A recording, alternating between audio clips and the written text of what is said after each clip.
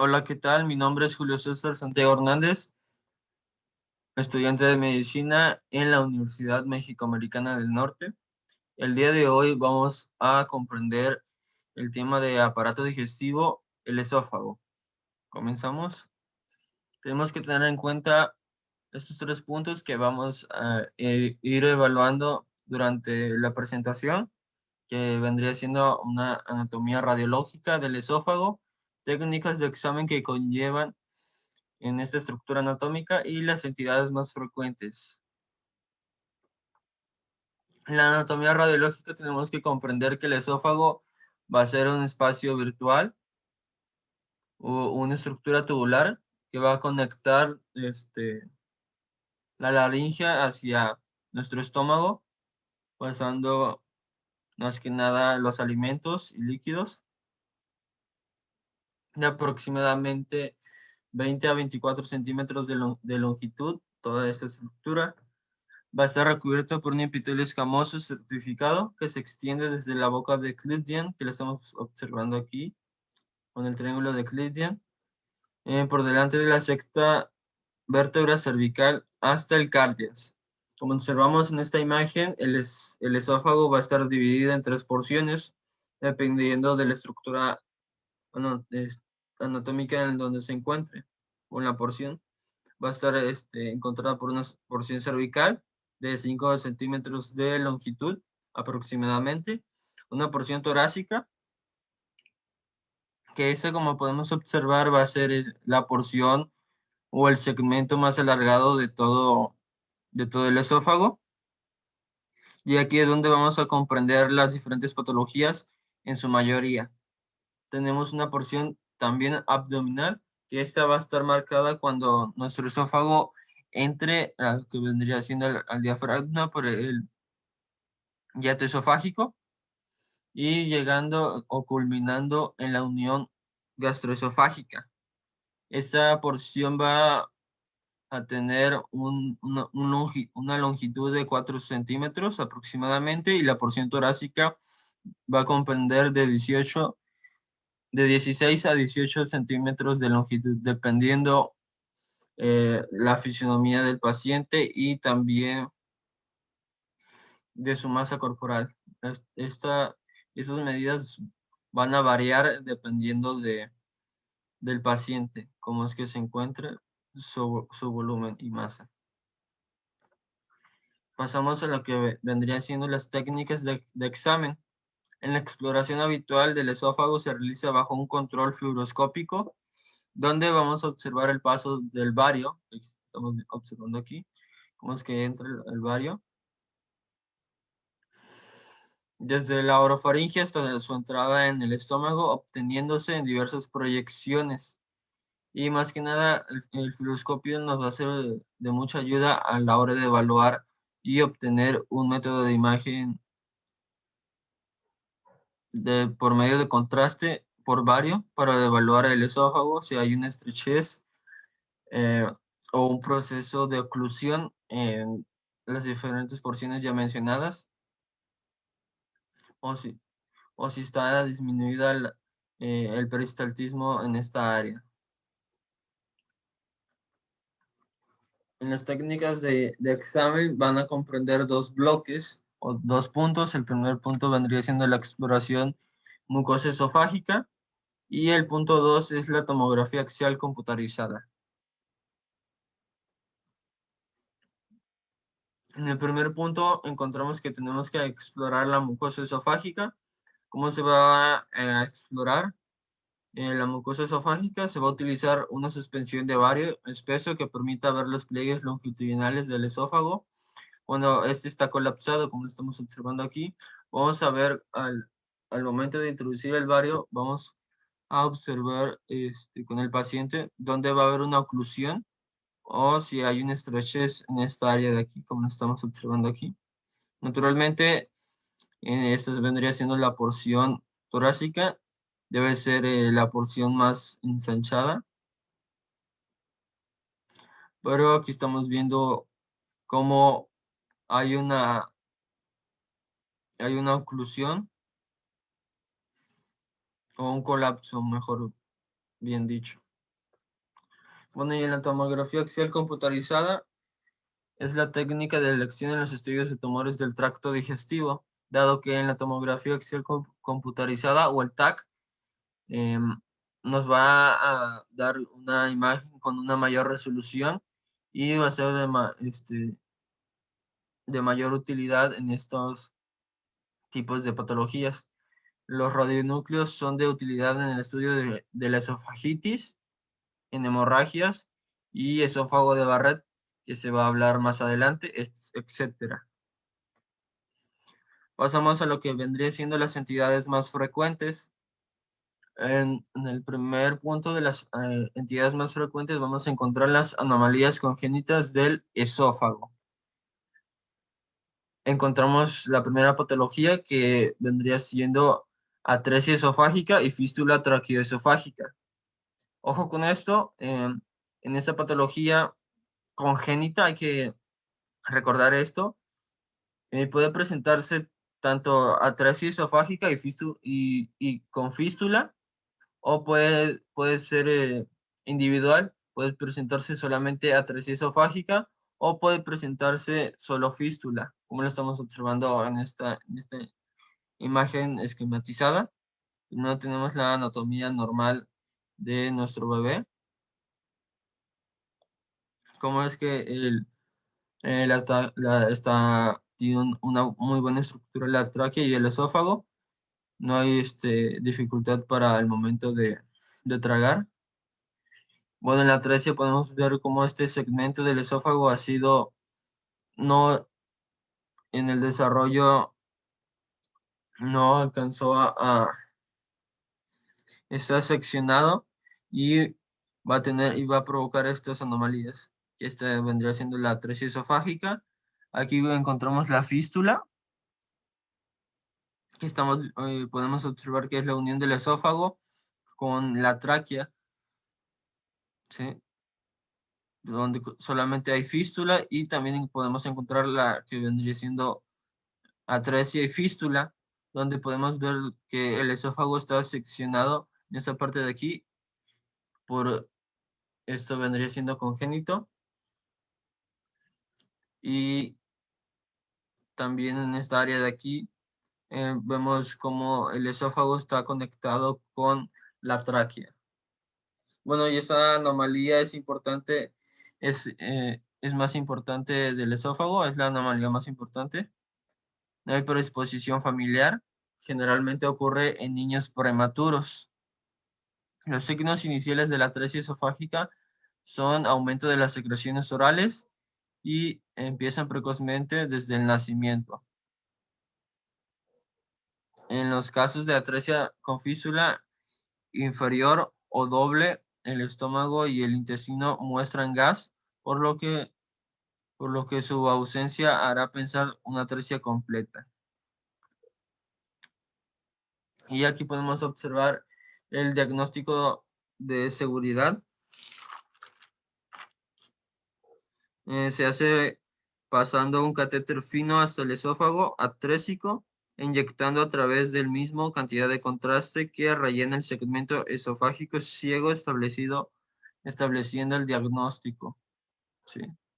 Aquí podemos observar cómo es inyectando, y por eso este vendría siendo el diagnóstico de seguridad para una atresia esofágica.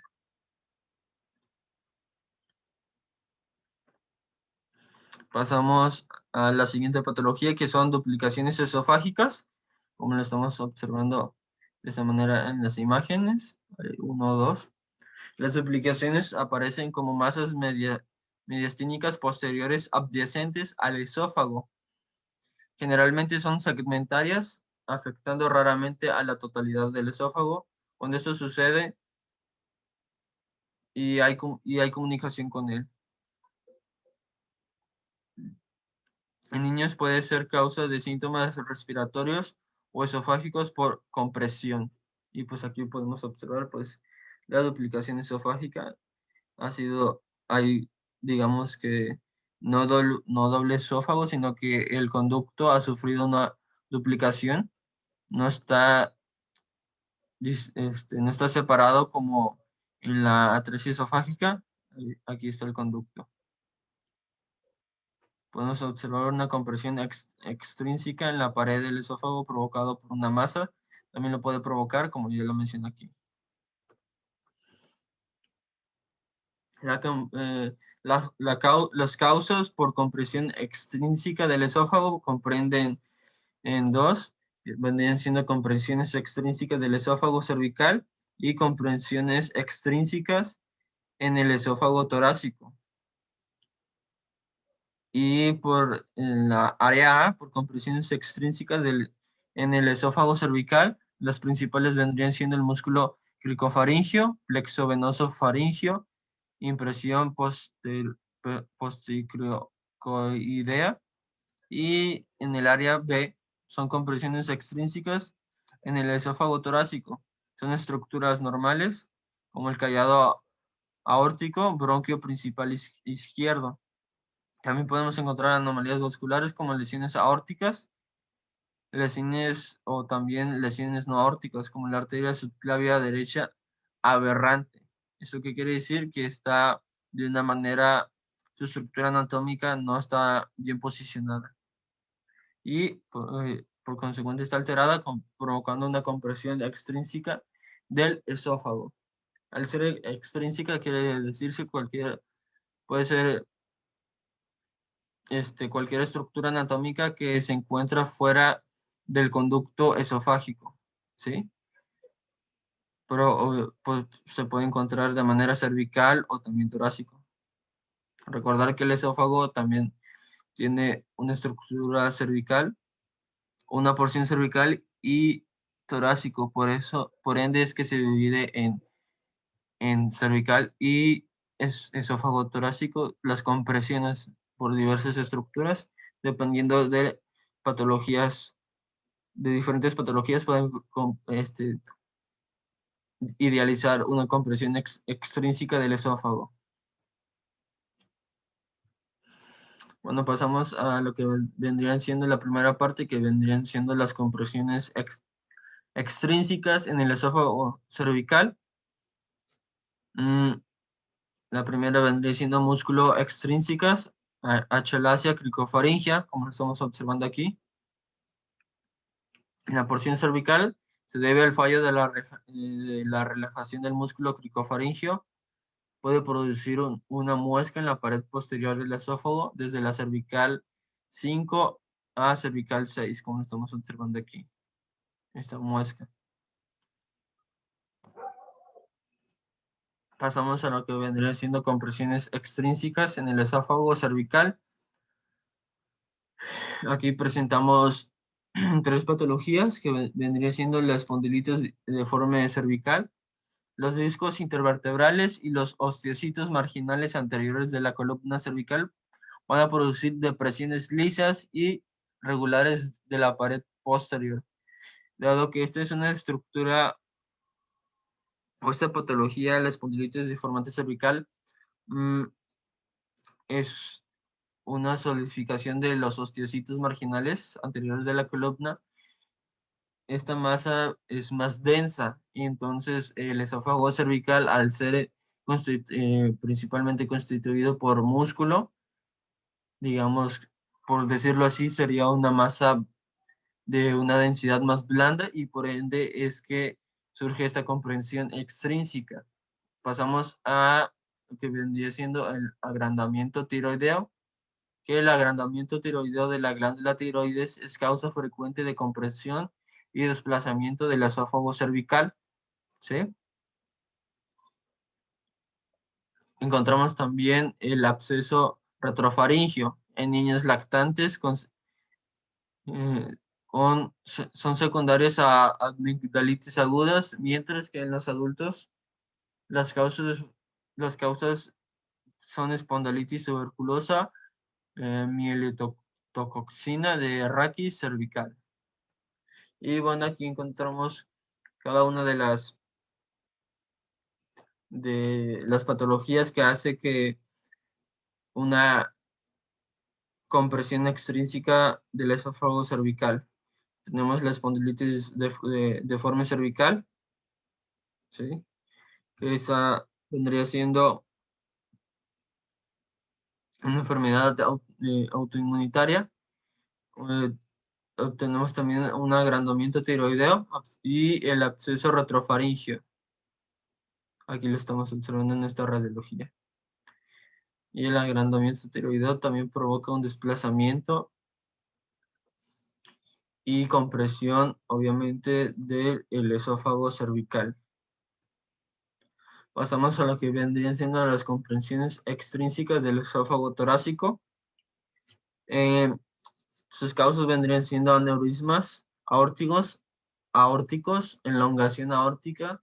La elongación y tortuosidad de la aorta torácica es causa frecuente de impresiones y desplazamiento del esófago del esófago torácico, como lo estamos observando aquí. Como es que aquí ha sido comprimido el esófago torácico y aquí pues ha sido desplazado de su lugar habitual que se debe de encontrar, o su posición que se debe encontrar. Las anomalías vasculares. La anomalía aórtica más frecuente es el arco aórtico derecho anterior, que es una imagen en espejo del arco aórtico izquierdo normal. El crecimiento cardíaco va a ocasionar también un desplazamiento del esófago o una compresión. Las cavidades cardíacas izquierdas están en íntimo contacto con la pared anterior del esófago. Por tanto, el crecimiento de dichas cavidades producirá un desplazamiento posterior del mismo. Como lo estamos observando en estas imágenes.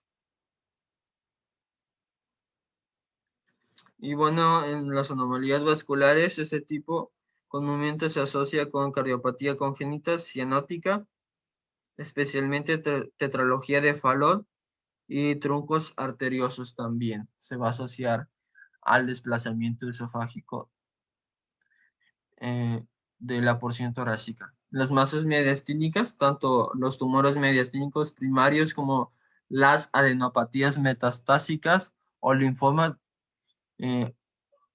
tosas, puede ser causa de desplazamientos del esófago. Y pues aquí lo observamos. Pasamos al siguiente tema que encontramos que vendrían siendo cuerpos extraños. Cuerpos extraños encontrados en la cavidad o en el espacio virtual del esófago. Habitualmente estos cuerpos extraños van a ser encontrados o va a llegar un paciente con un cuerpo extraño en esta área. Eh, la mayor prevalencia va a ser en niños y en personas que sufren de discapacidad mental o que sufren de sus capacidades mentales para decidir, para realizar sus acciones de manera normal o formidable. O también puede ocurrir los casos por curiosidad, también puede ocurrir por un ahogamiento accidental entrando a estas cavidades.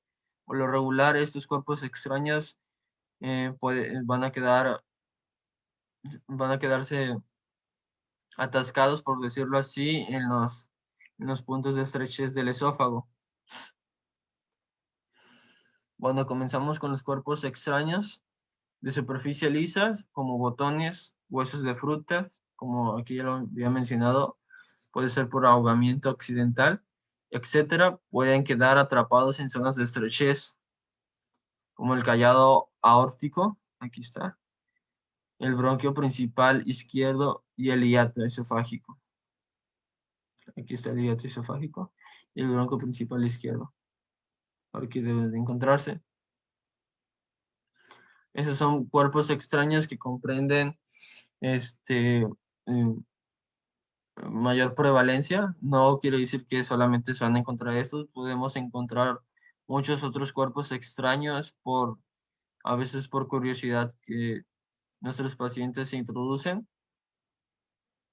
También encontramos los objetos puntiagudos.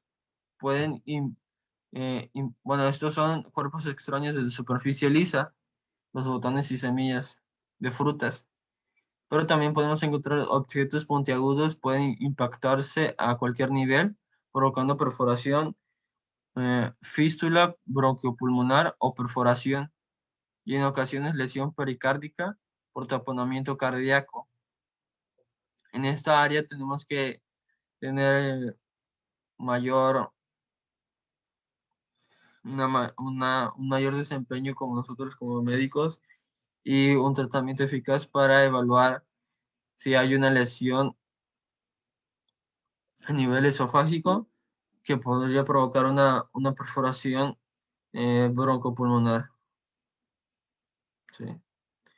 Y pues en objetos puntiagudos podrían encontrarse en su mayor prevalencia clavos, agujas, entre otras cosas. Todo lo que vendría siendo puntiagudo, aquí ya cabería, aquí en esta área ya, ya entra como un paciente con un mayor, con alto nivel de gravedad. Pasamos a la perforación esofágica provocada también por diferentes patologías. En la perforación esofágica puede ser secundaria a una gran variedad de agentes traumáticos, siendo los más comunes los iatrogénicos, por endoscopías, dilataciones y lesiones inadvertidas durante la toracotomía. ¿Sí? En la perforación por heridas penetrantes, que vendrían comprendiendo proyectiles y traumatismos contusos. El, el, el esofasograma es de gran utilidad en la detección del nivel de perforación. Y pues aquí lo estamos observando. El, el esofasograma, que comprende esto. ¿Sí? Y aquí vamos a evaluar si hay un nivel de perforación, dependiendo de los niveles. Comprendía un nivel cervical. Podemos observar cómo es que le damos de ingerir a nuestro paciente vario y así podemos evaluar si hay una perforación a nivel del esófago. Con el esófago, ese esofagograma.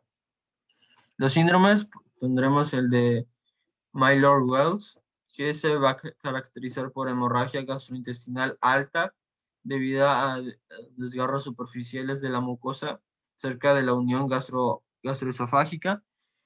Y también encontramos el síndrome de Borghese. Se caracteriza por la ruptura de la pared del esófago distal, generalmente en el lado izquierdo. Se acompaña de postración y dolor torácico agudo. Y pues aquí encontramos las imágenes de estos dos síndromes, el de Maillard-Wells, como ya lo había mencionado antes.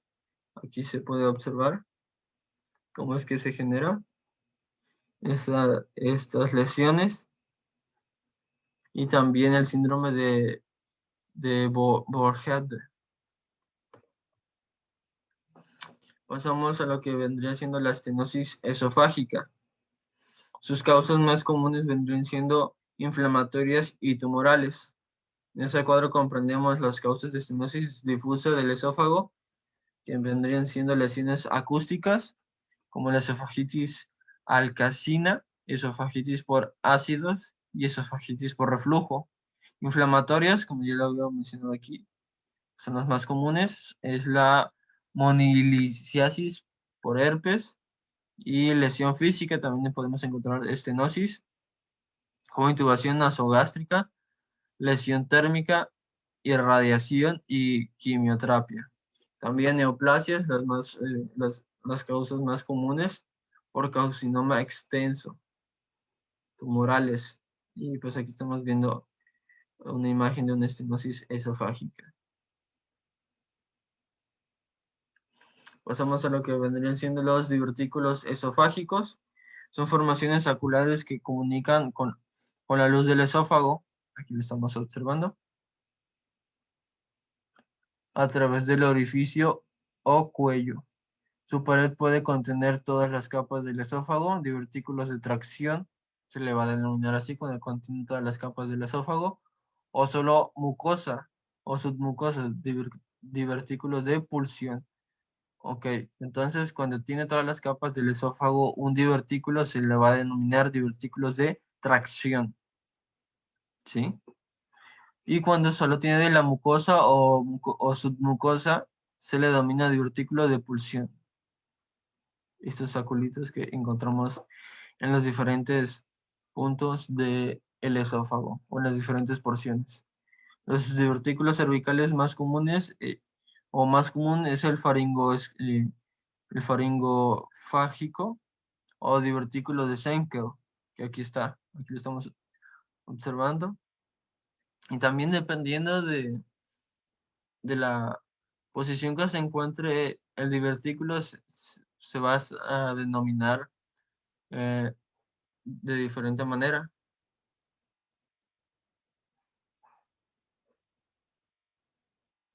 Como el divertículo de Schenkel, el divertículo del tercio medio y el divertículo epifrénico. Y pues aquí también observamos el esfínter esofágico superior, inferior y el cuerpo esofágico. Podemos observar la esofagitis. La esofagitis vendría siendo inflamación en el esófago.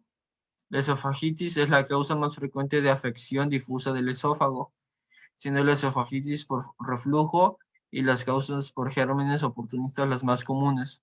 Y aquí estamos observando cómo la esofagitis provocada por un reflujo, dado a la falla de la válvula inferior del esófago, no está ejerciendo bien su presión, que lo normal vendrían siendo 25 milímetros de mercurio. Y pues aquí está fallando y digamos que se encuentra un poco blanda y cede el paso al jugo gástrico. ¿Sí? Y también tenemos las causadas por gérmenes, que aquí podemos ver un esófago como puede ser clasificado por grados cuando hay una esofagitis por gérmenes.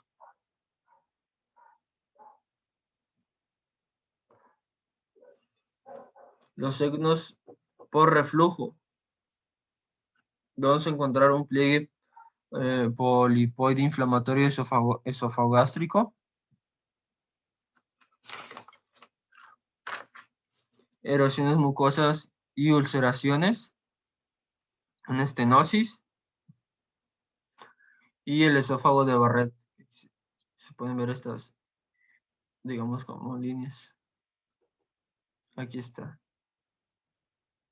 El esófago de Barrett, aquí lo podemos encontrar. Y una hernia del hiato. Y aquí también la encontramos en la radiografía de tórax. Esto vendría siendo la porción abdominal y en la última porción torácica. ¿Sí? Podemos ver la estenosis en esta parte de aquí, como indican las flechas. Típico pliegue polipoide inflamatorio, ahí está marcado.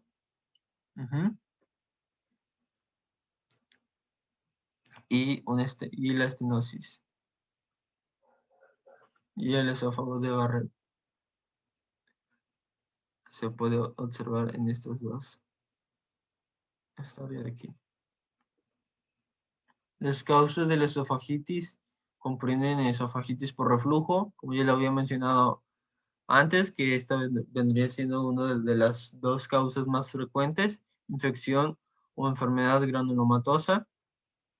Esta también vendría siendo por candidiasis, podría ser una herpes simple, tuberculosis, sífilis, histoplasmosis de Crohn, y también puede ser provocada una esofagitis por drogas. Agentes físicos como térmicos, irritación, intubación nasogástrica y también por la patología de esófago de Barrett o el síndrome de esófago de Barrett. Pasamos a la esofagitis, los gérmenes oportunistas. Vamos a tener la candidiasis, infecciosa granulomatosa también y esofagitis acústica. En la candidiasis vamos a tener el hallazgo radiológico más frecuente en una alteración de la motilidad en forma de peristalsis lenta y fuertes contracciones tónicas. ¿Qué va a decir esto? Nuestro esófago va a estar regido por tres con- contracciones, ¿sí? O su peristalsis está clasificado por por ese ritmo de tres compresiones, por así decirlo. Va a haber una reducción de la motilidad. ¿Qué quiere decir esto? No va a haber en ciertas áreas la suficiente fuerza para mover el alimento o el líquido ingerido, ¿sí? Y puede quedar atrapado en esas áreas. Y también puede presentarse contracciones fuertes, contracciones tónicas. ¿Esto qué quiere decir? En áreas específicas va a haber una contracción provocando una oclusión. Como ya se había mencionado antes, en el método de exploración eh, de la mucosa esofágica, ahí podemos observar al momento de darle de ingerir a nuestro paciente bario y con con una radiografía, podemos observar dónde están las fuertes contracciones tónicas, ¿sí? Donde pasamos a lo que vendría siendo la infecciosa granulomatosa. La afección del esófago por la tuberculosis es muy rara, pero aunque se debe de considerar en todo paciente con tuberculosis. En todo paciente con tuberculosis puede desencadenar esta infección granulomatosa y por consecuente provocar una esofagitis por gérmenes oportunistas. Y pasamos a la esofagitis acústica. Los agentes corrosivos ácidos alcalinos afectan a los tejidos de forma diferente. Y pues aquí encontramos cada una de estas patologías por la candidiasis, infección granulomatosa provocada por el Mycobacterium tuberculare, cómo es que es diferenciada por cada uno de las esofagitis, cómo es que se presenta, dependiendo del germen causal oportunista. Pasamos a lo que vendrían siendo las varices esofágicas. Estas se van a producir principalmente por hipertensión venosa portal, siendo la cirrosis hepática la causa más común, provocando una hipertensión venosa portal.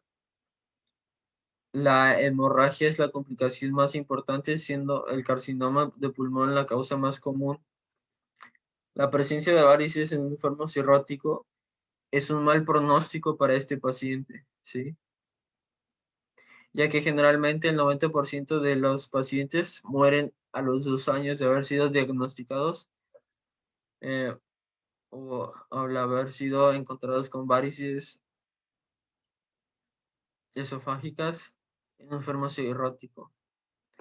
Y las causas de las varices esofágicas se van a dividir en tres. Por una hipertensión portal, la principal vendría siendo la cirrosis hepática, cáncer de páncreas, pancreatitis también, enfermedad inflamatoria retroperitoneal, estados de aumento de viscosidad, enlentecimiento del flujo, policitemia. También encontramos enfermedad hepática no cirrótica, como metástasis, eso ya vendría siendo tipo neoplásico, cáncer hepático y fallo cardíaco congestivo. Encontramos también obstrucción de la vena cava superior, va a provocar también un aumento de la hipertensión, un aumento de la presión venosa portal provocando varices esofágicas. Y en estos vendrían siendo tumores mediastínicos, cáncer broncogénico, timoma y bocio retroesternal. Y pues aquí en estas imágenes radiológicas podemos observar varices esofágicas, donde la imagen 1 y 2 corresponden a un paciente con pequeños defectos de relajación, de represión de tipo circozoideo en el esófago distal, mejor vistos tras la inyección de intratil. Eso vendría siendo un método de contraste. Y la imagen 3 va a corresponder a varices esofágicas masivas que producen defectos de represión de gran tamaño y que ocupan prácticamente todo el esófago. ¿Sí? Aquí está el esófago. Cómo es que ha sido modificado por estas estructuras varicosas esofágicas.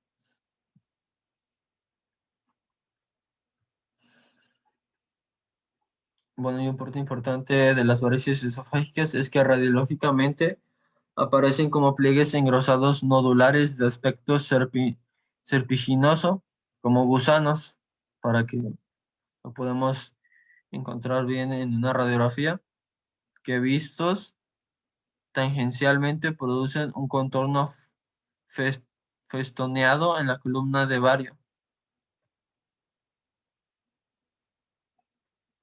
como lo que podemos observar, un aspecto serpentoso y tortuoso. Pasamos a las membranas esofágicas. Son pliegues no inflamatorios de la mucosa esofágica, de la mucosa escamosa gástrica.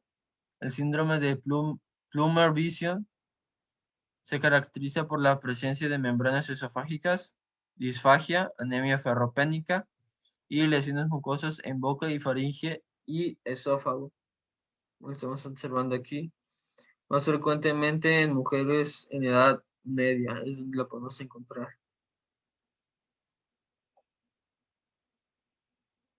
Y pues aquí están las membranas esofágicas.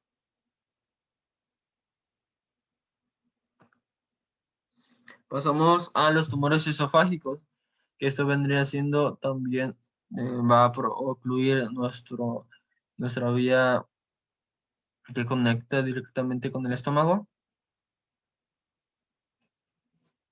Y las neoplasias de esófago son los tumores digestivos menos frecuentes.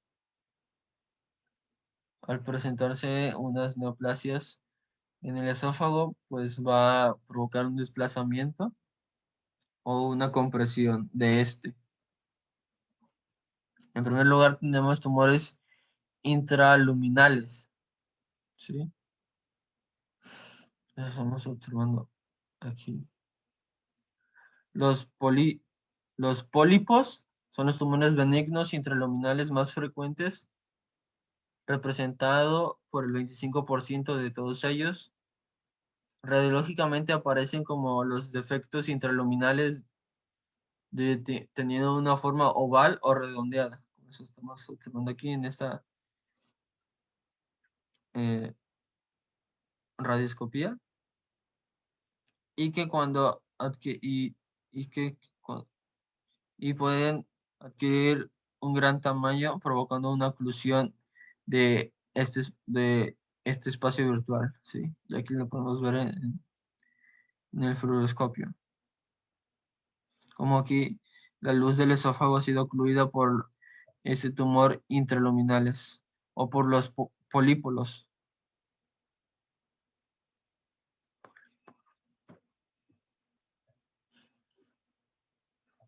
Pasamos a lo que vendría siendo los tumores intramurales. Son tumores submucosos que vistos de frente tienen un aspecto polipoideo, produciendo estiramiento en los pliegues mucosos. Estos tumores esofágicos benignos podrían clasificarse también en intraluminales y intramurales. Ya vimos los luminales encabezados por los pólipos.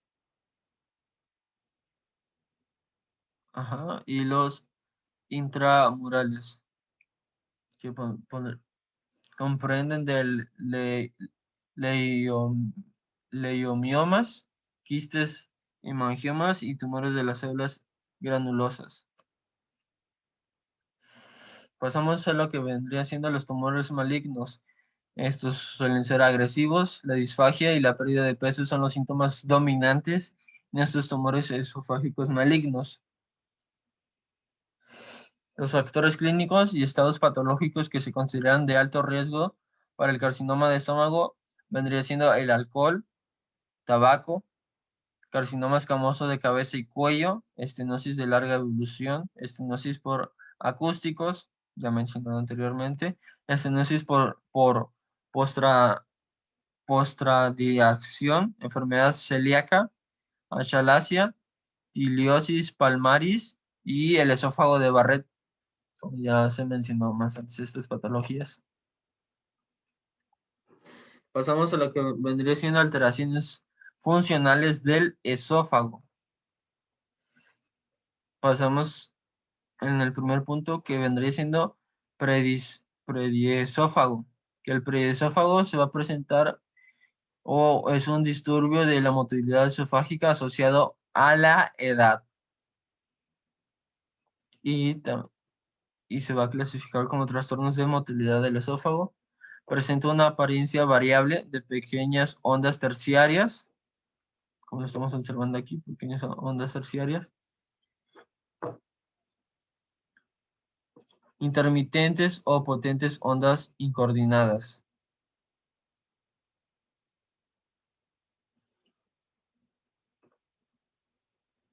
Pasamos a lo que vendría siendo alteraciones del esfínter interior. La achalasia es un fallo de la relajación del esfínter esofágico inferior, ¿sí? Eso va a provocar, hay un fallo en este esfínter, dado a la compresión es casi nula y va a provocar una achalasia, con dilatación proximal del esófago por una disminución o ausencia de las células ganglionares del plexo de Auerbach. Estamos viendo la achalasia. Aparece normalmente o en pacientes de entre los 20 y los 40 años de edad. Se visualiza un esófago dilatado, ¿sí? Aquí está dilatado. Con residuos en su interior. Va a estar dilatado, obviamente, dado que la achalasia, pues va a ser este fallo, no va a permitir eh, la entrada hacia el estómago y aquí va a encontrarse pues alimento o líquido en esta cavidad provocada por la achalasia. Aparecen como un ensanchamiento mediastínico con un nivel hidroaéreo de situación derecha, sobrepasando la silueta cardíaca. Y el hallazgo más característico es un afilamiento gradual y liso en forma cónica de esófago distal con apariencia de pico de ave.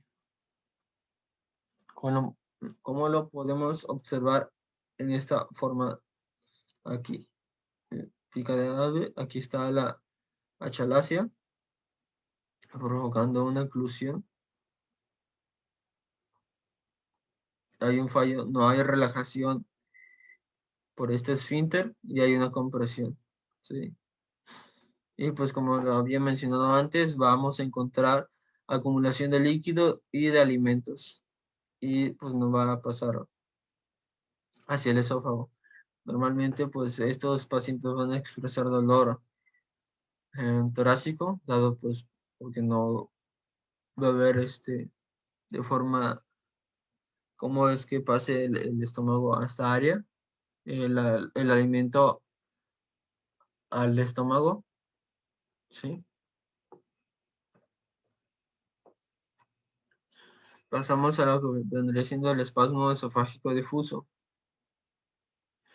Es un síndrome que se caracteriza por contracciones masivas incoordinadas, aunado con un dolor torácico, incremento de la presión intraluminal y engrosamiento de la pared esofágica. Es idiopático. ¿Qué quiere decir esto? Que no se desconocen las causas que lo originan específicamente, pero puede estar asociado por esofagitis apareciendo en pacientes de edad media. Y pues aquí podemos observar cómo ese espasmo esofágico difuso, cómo se va a encontrar en esas personas. Este es el método. Se puede utilizar una radiografía o por el medio del fluoroscopio. Las alteraciones del esfínter esofágico superior. Encontramos achalasia del cricofaringio. Es un fallo de la relajación del músculo cricofaringio. Puede ocurrir con o sin obstrucción mecánica. Cuando se produce la relajación incompleta, puede reconocerse en las radiografías al pasar el bolo por una protrusión hemisférica en la pared posterior del esófago a nivel de la unión de protrusión. Pasamos al punto 5, que vendría siendo enfermedades del tejido conectivo. La esclerodermia produce un trastorno de la musculatura lisa del esófago que cursa con peristaltismo ausente o disminuido.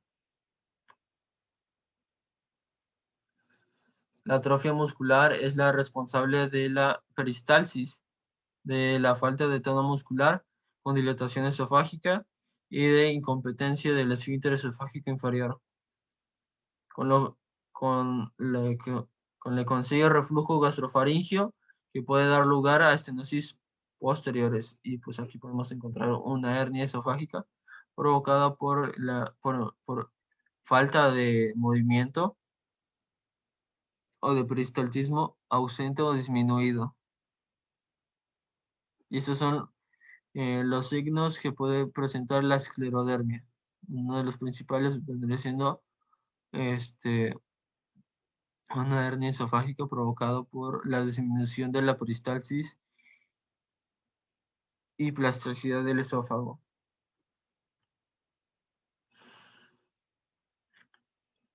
Pasamos a esta patología que se denomina hernia hiatal. Se clasifican en dos tipos: hernia hiatal por desplazamiento y la hernia hiatal paraesofágica. Y pues aquí lo podemos observar en radiografías.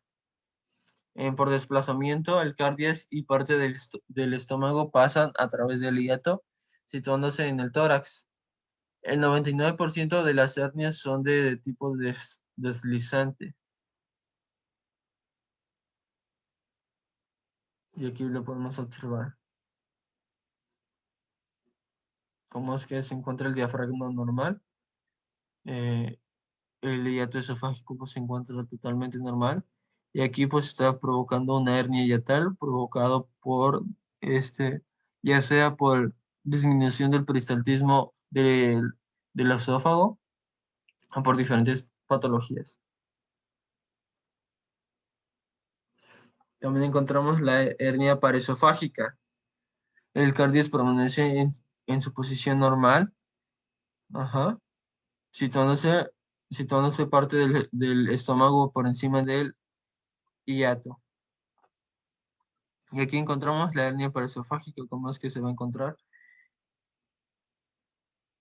¿Cómo es que esta hernia se forma? O según su estructura se clasifica. También aquí encontramos la hernia hiatal deslizante. ¿Sí? Y pues el esófago y estómago normales. Aquí tenemos esta radiografía aplicándole un contraste de bario, cómo es que se pueden observar estas hernias. Esta hernia hiatal de tipo deslizante. Y bueno, esto es todo por hoy y gracias por su atención.